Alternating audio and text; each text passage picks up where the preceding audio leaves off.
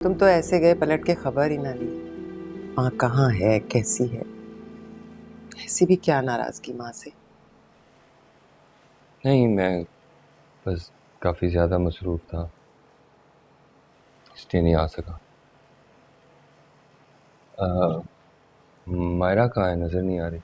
होगी इधर उधर, घर में ही कहीं। उसे तो जैसे चुप ही लग गई है, कुछ भी पूछो जवाब ही नहीं देती। बात कर करके थक गई। और भाई? वो बदनसीब कहीं दर बदर की ठोकरें खा रहा होगा। खैर, तुम बताओ, आज इधर का रास्ता कैसे भूल गए?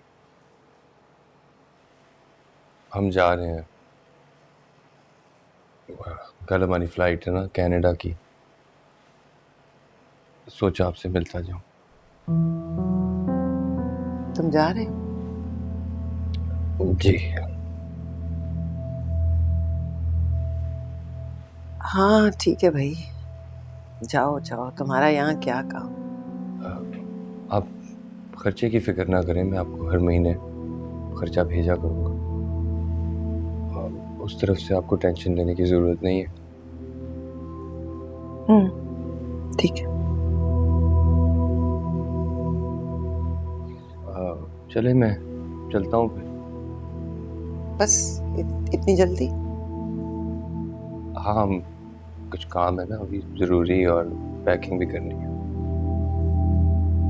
अच्छा, ठीक है, जाओ। चलें, मैं चलता हूँ। खुदा हाफ़िज़।